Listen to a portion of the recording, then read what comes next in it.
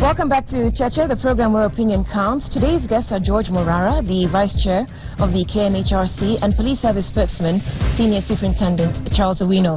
We're dwelling on human rights and security today because the two are so frequently at odds. The Kenya National Human Rights Commission has released a report on Kenya's performance on a number of fronts: civil and political rights, socio-economic rights, and group rights. Some of your views, though, relating to today's discussion, which has to do with security and human rights. Why are the human rights people not complaining about police who were killed in the line of duty? That came from Waithaka in Githurai. We should remember what Dr. Alfred Mutua once said when he was government spokesman. Why do you keep a gun? Is it for cooking ugali? With due respect to the panelists, Owino is doing some good work defending the police. Much as there are grey areas, I think they're doing some good work. There are some bad elements, though, and he should accept that. Can the policeman accept responsibility? We in Mombasa here don't sleep because of the police. They knock on your door, and if you don't open, they break the doors. Can the HRC tell us the ratio of disappearances to Somalia versus to police custody? And that came from Peter in Nairobi. And so the charge that was put to you, Mr. Owino, before we went on break was that there seems to be a very casual regard for the sanctity of human life from the Kenya Police Service. Would you? No, we are not casual in the way we are looking at human rights. Even at times when we have been involved in shootouts, where we are trying to protect lives of the citizens, and therefore we cannot say we are just casual. We have taken responsibility when they gave a report, a preliminary report, which they did, yes, which I can categorically say they did it unprocedurally without contacting us.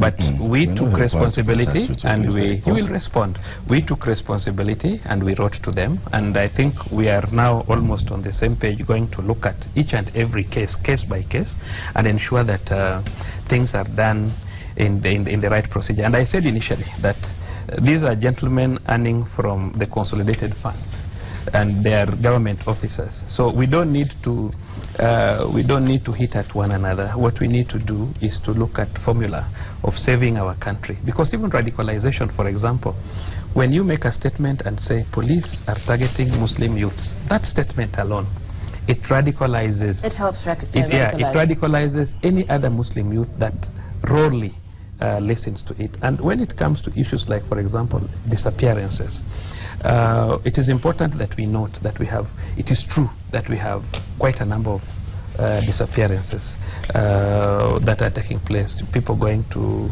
Somalia and so on and so forth. And in Northeastern Province, we also have a problem that I want Morara to look at, the problem of interclan wars.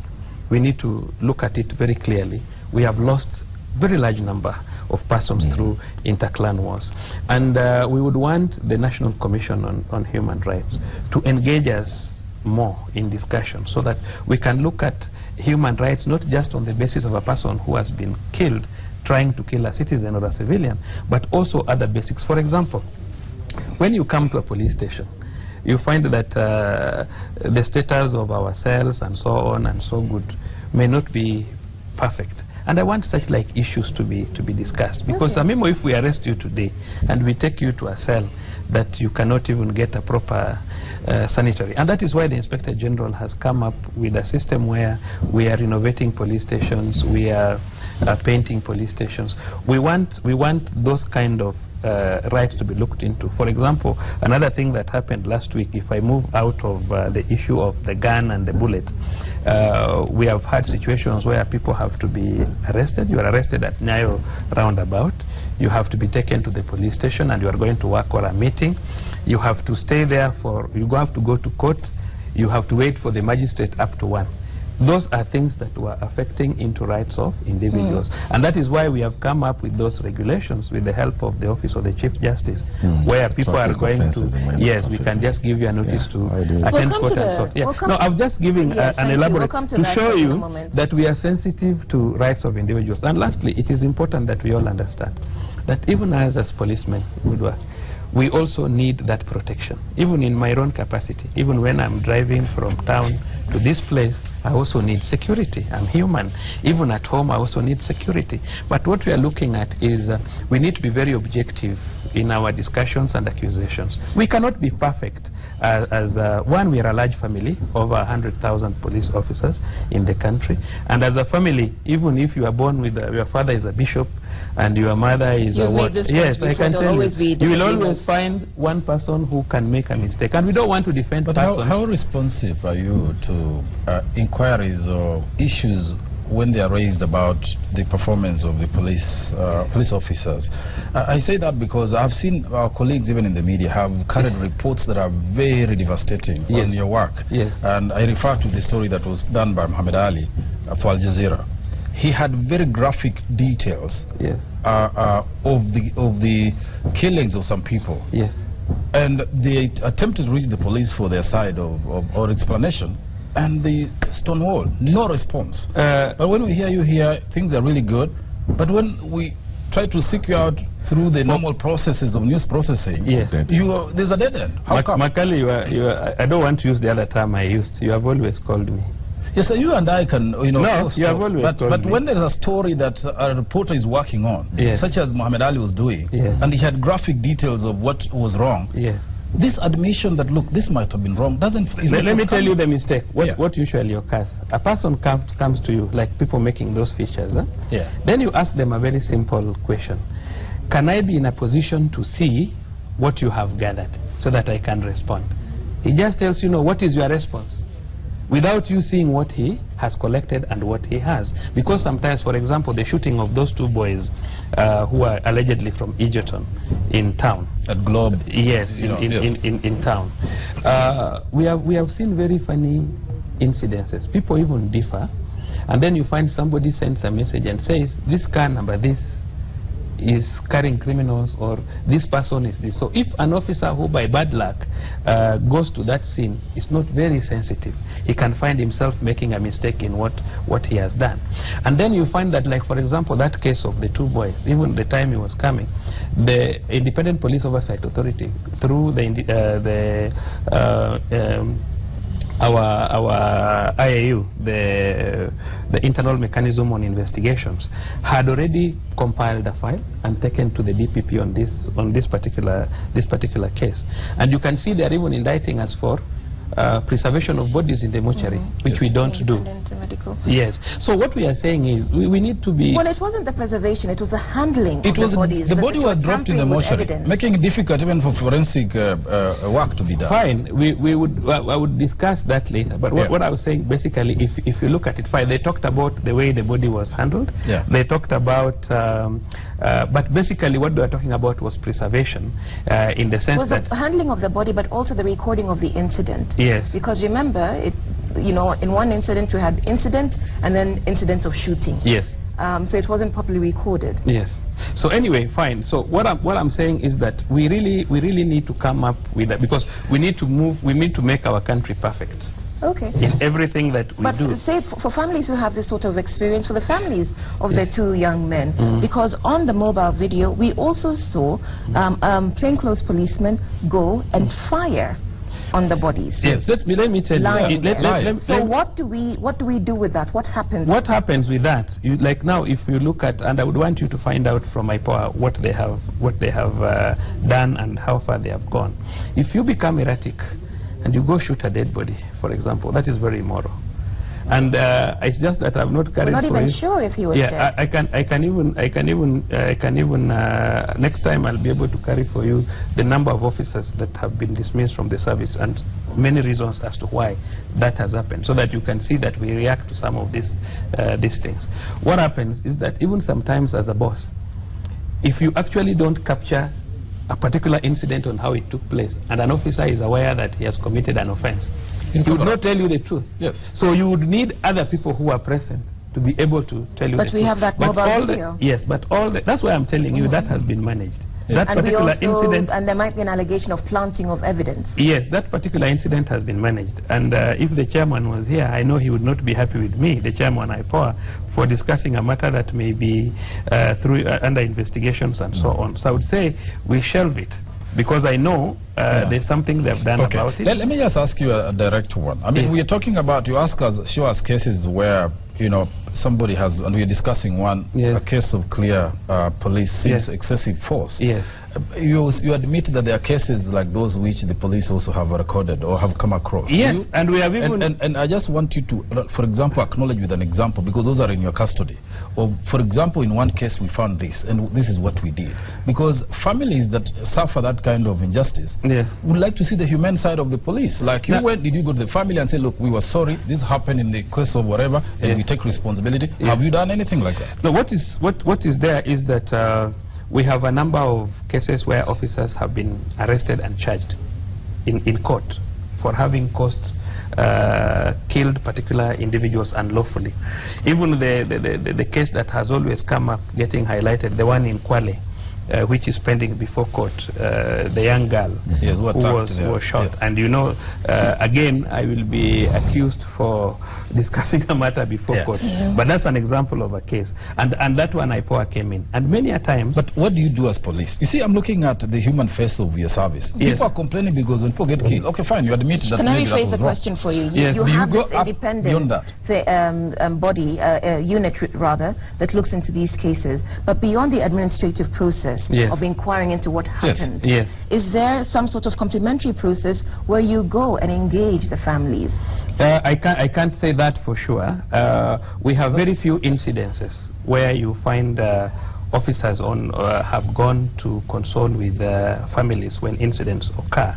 And we have one or two cases. We find individual OSPDs in various areas. An incident takes place in his area, and we end up consoling with the families. Even the other day in Bonny. But that's an individual effort, not necessarily an institutionalized... No, it's not institutionalized process. So but maybe we have one of the takeaways could be institutionalized. We have like the community policing program. You see, the director of the community policing ought to come up with systems that he thinks can be able to assist us in management of the human face of the police in various matters. And we also have cases where we have even attended funerals of persons who have so we look forward to hearing more about that being institutionalized. Mr. Morara, though, some of our viewers are criticizing the human rights fraternity. Here are some of the messages. Surely, where were these Muslim leaders when radicalization was done in mosques? Human rights groups, give us a break. Kudos to our forces who've been risking their lives to protect us. They emulate, this is obviously a Christian, Jesus Christ. Thanks to IPOA, who are working hard to eradicate errors. That's from Kathy in Nakuru. Mr. Morara, good morning. Please highlight on how human rights interferes with justice. William in Thika, the only problem with Kenya...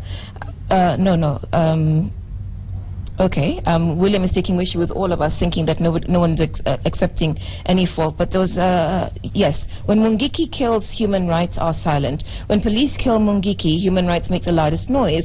Are human rights only applicable when the police are doing their job? And that came from Saul in Busia. So 3 sets of questions, but all of them taking issue with how human rights defenders do their job. That, we see an outcry when the police are doing their job, but never when, criminals and various groups are attacking other people. Because police are not criminals, really. They are not supposed to be criminals. These are disciplined officers, trained, and... so they're held to a higher standard? They're held to a higher standard. But let me say one thing. I've had that kind of conversation over and over again. Unless we are saying that we are a country that doesn't want to be governed by the rule of law, there are 4 things that make you a state. 1, you have a population. 2, you have definite territories. 3, you have the monopoly of violence. And 4, you accepted internationally the sovereignty issues and all this. And for you to actually show us that you have the monopoly of violence, you must be able to deploy it under the law. What the police spokesperson is saying, and those comments that are coming in, where we have cases of people disappearing, people being killed, and then we are constantly told that is not the government policy. We are constantly told, actually I had somebody, Agre Adoli from Mombasa, saying it's not the business of the government to kill, and that's how it should be. Yet we continue having these cases. So we are left to wonder, are we extending the Westgate siege to the whole country? Is the whole country under siege? Whereby there's a breakdown of law and order. Because if you're telling me there are killings, disappearances, and all this, and the police say that is not their policy, we're not doing it, then there must be a fundamental problem on issues of security and the way the police and the other agencies are operating in that sphere. Mr. Morara, would you agree that both yourselves from the human rights fraternity and the police are accusing each other of facilitating radicalization, extremism, and all sorts of violence? Because on the one hand, they argue that some of the information you present is used as propaganda to radicalize people, to give them a reason to join Al-Shabaab and other extremist groups. But you, on the other hand, argue that their response, the violence, facilitates extremism, that people want to respond, they want an outlet. And so you're saying the same thing, accusing each other of the same thing, and not talking properly. I think I wouldn't say that we're accusing each other across the board. If it comes out that way, that is unfortunate. What we're doing, and the police spokesperson said that at the beginning of this show, is that we have a mandate to play within the Constitution, and that mandate is to make sure that human rights are respected. We have a very robust, there's a reason why Kenyans put in that Constitution the biggest portion on the Bill of Rights. We're coming from a history where human rights were grossly violated, where people used to disappear in Nyayo House, people used to be tortured and all that. And as a country, we said never again. This is how we said never again. So what we are trying to actually do is to really tell the police and everybody else that we have this Constitution and we must adhere to that Constitution. Bwana Owino, we work together where we must work together, where the agenda is human rights. And I'll give a few examples. I like the innovation that the police are coming up with under the transformation team that has been set up by the IG. We are following that very closely because we believe that the police need to undergo a serious transformation so that they actually move from being a force to a service. The issue of vetting, only 1,500 vetted, 80,000. We keep on talking about those rotten apples. We have a lot of people who have to be vetted for us to be able to then sort out those rotten apples. And in those kinds of areas, we are working together. What I want Kenyans to know is that as a Human Rights Commission, of course we've said this over and over again. We are not here to perpetuate a state of anarchy. On the contrary, we are saying there has to be a distinction between the way the police do their work and the way the common thieves do their work. Just to what Makali said again, if it actually becomes the policy of the police that you shoot us and therefore we are shooting you back and ABCD, then we are creating what Thomas Hobbes called a state of nature. I think we have such warrant to go to people's homes or just breaking. I remember a certain woman in Mombasa who was complaining they came in the numbers, they break from every bedroom, and then she was left wondering what's all this about. Yeah, there is the police need such warrants, but we also have we also in law we are authorized that if we feel that there is a situation that the process of going to get the warrant, because for example today is Saturday and we believe there's narcotics or there's something or arms in a certain house, the court is not sitting because the warrant comes through court, so we cannot go to court. Under that section we are allowed, we are allowed, and we have a process. For example, we record in our books and say that under this circumstance we are going to break and search, and many a times we have managed to get something. So fine, we need warrants to search, but they are also under extraordinary circumstances. And in case an individual police officer goes to a person's house, breaks and searches without a warrant, and the circumstance is not appropriate, the person is encouraged to complain, raise a complaint. That is why we have complaints mechanism, the Internal Affairs Unit, IPOA, and so on. And then the matters will be handled individually as they stand. Equally, Mr. Morara has talked very well that we need to cooperate, and I would also instigate, because now we know we are in Boni, and we are not seeing you there. We hope you are not going to go to Boni. Yeah, we are not seeing you there. We are carrying out operations in Boni. You are aware that Mulimani, Basuba, Bodei, and Mararani, people had run away. We've raised the issues in Boni, but I didn't think. Can you allow me talk? As a Kenya national, no, can you allow me talk? Then you will respond. Okay, fine. I'm saying that we are now in Boni. We are trying to secure Boni. We had a lot of problems. Al-Shabaab had used Boni Forest because it goes up to Lakta. And we are in Boni. And we are making very good achievements. We have even some chiefs, even MCS had run away from their homes in Budei, in Basuba, and Mararani, and so on. And we are trying our level best. We are even providing relief. And for your information, one of the people that you said had gotten lost, we are going to show you when you come next week for the meeting, that had disappeared. Actually, he was caught up in Baure attack and he was killed. One of the people. In fact, that is we don't want to expose you. We will just show you so that at least you caught up with him and killed him. Well, he was killed. He lost his life in the Baure attack. So what I'm saying is that don't wait, because we are making very good gains in Boni. The NYS is assisting us to do roads. We have increased the number of police officers in that particular place. We are also providing relief food, and it is a multi-agency operation. We have the military, we have KWS, we have NYS, we have Kenya Police. So we want you to raise daily issues in Boni. If we have any issue in Boni, we want you to raise it there and there. We carry out joint investigations so that we don't wait for the operation to be over, then you come up with a report that is meant to entice certain people. Why were preparations not done before you told the people move out? You just told people move out. Women were asking to now move out to where? Why did you not separate camps or places like they did during the emergency? When they declared the emergency in the colonial government, they set up villages where people are supposed to move. You move from the home because there's an operation to chase away Mamau. Then you live in the villages. In Boni, you were told, go out. Mutegi, very quickly, let me explain to you this. We even went with your team from Citizen Media Group to go and check on the situation. What happened is that most of those areas you are saying, we said people should get out, like Milimani, like Basuba, like Budei, like Mararani. People had already run out of those places. The only places we did not want them to be in was the forest, because you cannot be able, we didn't want that contact between police and civilians.